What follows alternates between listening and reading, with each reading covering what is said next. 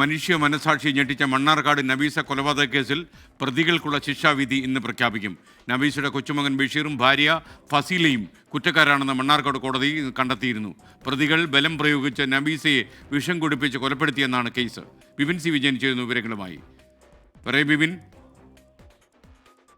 11 മണിയോടുകൂടി മണ്ണാർക്കാട് പ്രത്യേക കോടതിയാണ് ഈ ശിക്ഷാവിധി പറയുക. ഇവർ രണ്ടുപേരും കുറ്റക്കാരാണ് എന്നുള്ളത് നേരത്തെ തന്നെ കോടതി കണ്ടെത്തിയിരുന്നു. 2016 ഈ കേസിന് ആസ്പദമായിട്ടുള്ള സംഭവം. 71 വയസ്സായിരുന്നു നബീസയ്ക്ക്.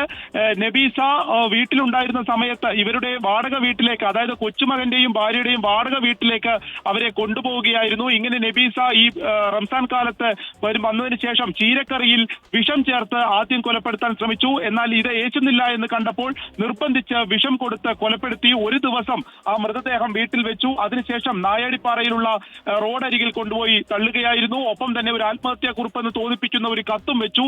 എന്നാൽ നബീസയ്ക്ക് എഴുത്തും വായനയും വശമില്ല എന്നുള്ളത് പോലീസ് സ്ഥിരീകരിക്കുകയും ഈ പ്രതികളിലേക്ക് എത്തുകയുമായിരുന്നു.